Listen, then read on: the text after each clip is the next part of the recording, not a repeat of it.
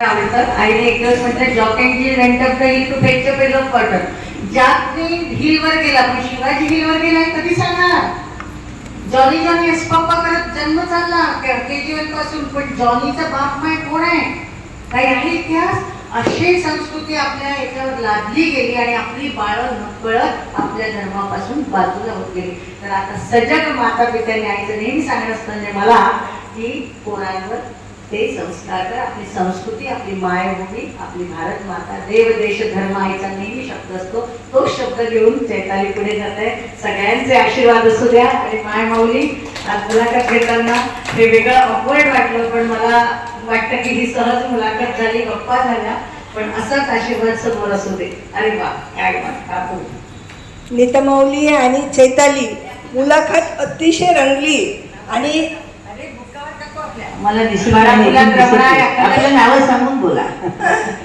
मी उषा मुक्कावार, महिला संस्कार कलशची अध्यक्ष आहे. आणि नीतमाऊली आणि चैताली आपली मुलाखत खूपच छान रंगली.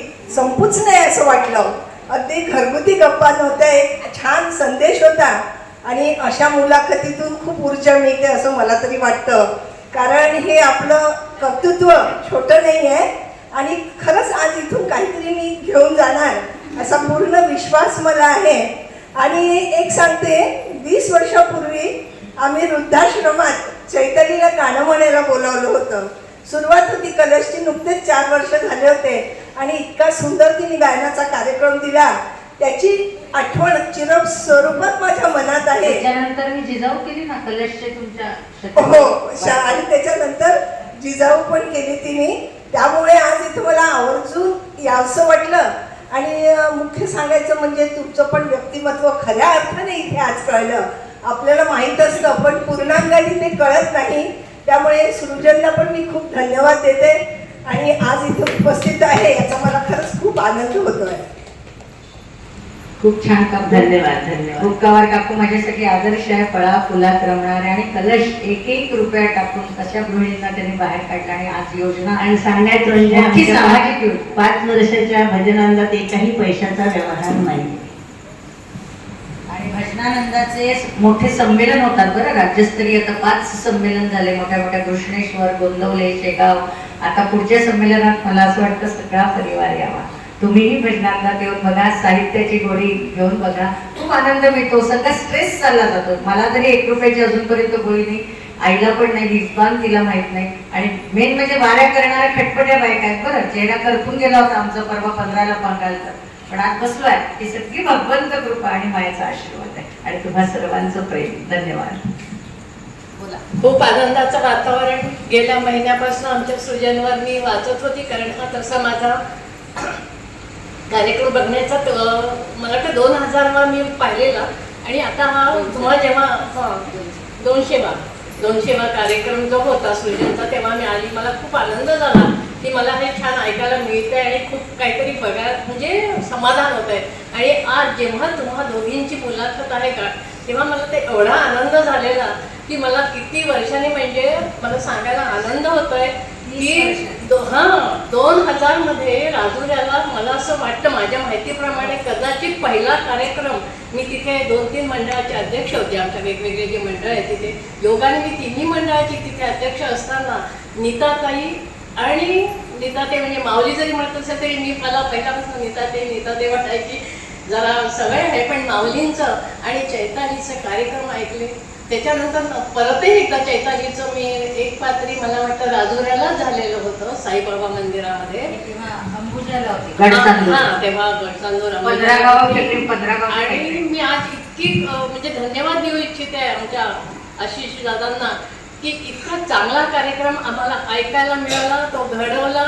आणि नीता माऊली आणि आमची चैताली, माझ्या चैतालीचं तर खूप काय वेगळं नातं पण आहे, पण मी त्या नात्याचा म्हणजे नातं आता जरी झालं या 8-10 वर्षात, पण चैतालीने मला खूप छान अशी नेहमी तिथे आली की भेट व्हायची आणि आठवण यायची. एवढ्यातच भेट नव्हती झाली, ती आता झाली. धन्यवाद देऊ इच्छिते. आणि तुम्हाला चैताली, तुला परत एकदा ऐकायला आवडेल. नीता माऊलीला कोटी कोटी धन्यवाद. आणि सृजनला त्याहून जास्त धन्यवाद मी देईल की आम्हाला यांचं दर्शन घडवलं, ऐकायला घडवलं आणि खूप सारी माहिती मिळवली. धन्यवाद.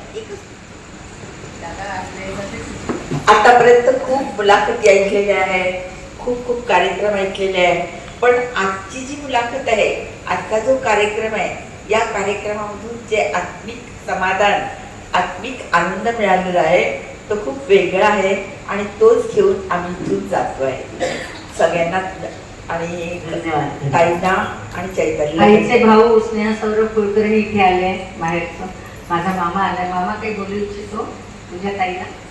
आणि माझे फुले काका खास नागपूरवरून मुलाखत ऐकायला आले, ज्यांनी गोविंदगिरी महाराजांना पाचारण केलं होतं. 12,000 कोटींचा जग. फुले काका उभे राहा. राम फुले काका सगळ्यांना ओळख करून देते. हे माझे सगळे चंद्रपूर माहेरचे सासरचे लोक आहेत. राम फुले काका आणि काकू उभे राहा. ताई पण आली आहे. त्यांची मुलगी इथेच असते, पांडे, बरोबर ना? हा, तर ही पण आली आहे काकांना घेऊन. काकांनी आईचं व्यक्तिमत्व आताच 1 महिन्यापूर्वीची ओळख, पण काकांनी म्हटलं की एवढी माऊलीचं लिखाण आहे, मी प्रकाशात आणतो. आम्ही थोडं कमी पडत यायचं. मी आज खंत व्यक्त करते की थोडाफार मी वेळ देऊ शकते, पण बाकी माझी लहान भावंड जरा बिझी आहे. मुलं लहान आहेत, व्याप आहेत, नोकरी आहे. पण तिने ढुशा मारला, तिचा शब्द शिरोधार्थ, मग भगवंत माझ्यासोबत आहे. मला कधीच कुठल्याच कार्यक्रमात आजवरच्या एवढ्या 3,500 प्रयोग झाले, कधी आईचा शब्द मी चुकवला नाही आणि माझा कधी अडथळे आले नाही. तब्येतीचा म्हणा, घरगुती म्हणा, भगवंत पाठीशी आहे जाणवतं. आज राम फुले काका आले. काका धन्यवाद, तुम्ही आईला भेटायला आले आणि काकांनीच गोविंदगिरी महाराजांच्या दर्शनाचा योग आणून. मी तुम्हाला सांगू इच्छिते की ज्ञानेश्वरी नुसती सांगा असं म्हणते. ज्ञानेश्वरीचे 365 ऑडिओ झाले आहेत. माझा महाविद्यालयाचा कोर्स तयार आहे. शिवाय गीतेचे 233 ऑडिओ, 3 प्रश्न आणि 3 श्लोक आणि 3 प्रश्न शाळेच्या विद्यार्थ्यांसाठी तयार आहे. परंतु त्याची जाण जाणणार अजून कोणी मला भेटलेलं नाही. महाविद्यालयाचा तर शाळेचा कोर्स माझ्याजवळ तयार आहे, त्याचा कोणीतरी उपयोग करून घ्यावा, कारण आता गीतेचं महत्त्व फार वाढलेलं आहे जगामध्ये. तुझी इच्छा आहे नक्कीच आम्ही मुलं पूर्ण करू. आईची इच्छा आहे की गीता देव म्हणतात जगणं कसं, आत्महत्या न करायला प्रवृत्त करणारी गीता आहे आजच्या झेन्झीला, अल्फा पिढीला. म्हणून गीतेचं आईचं आम्हाला 5 जणांवर असतं की एक तरी पाठ मराठीत वाचा. तर जरूर आम्ही आई तुझ्या सगळ्या ज्या हे आहेत इच्छा त्या आम्ही पूर्ण करू. धन्यवाद. दाखवूया.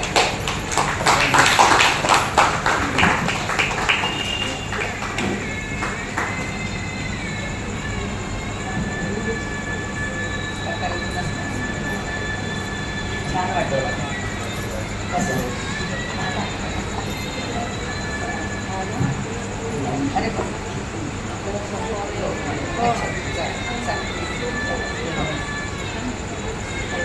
बसा ना. मुलाचं एक 2 मिनिट आहे ना माहिती आहे. अरे मीरा काकूंचे कार्य इतके अफाट आहे की त्याला मर्यादित वेळेत बंदिस्त करणे कठीण नव्हे तर अशक्यच आहे. आता थांबायला हवं, कारण सृजनचे कार्यक्रम वेळेच्या चौकटीत असतात. सृजनच्या विनंतीला मान देत नीता बोलीवा आणि सौ चैताली खटी इथे आल्या, त्याबद्दल त्यांचे आभार. अर्थात मायबाप वारकऱ्यांचे पण आभार. पुढील महिन्यात एका वेगळ्या विषयावर कार्यक्रम घेऊन येण्याची ग्वाही देत मी श्रावणी आपला निरोप घेते. धन्यवाद. शिवरात्री.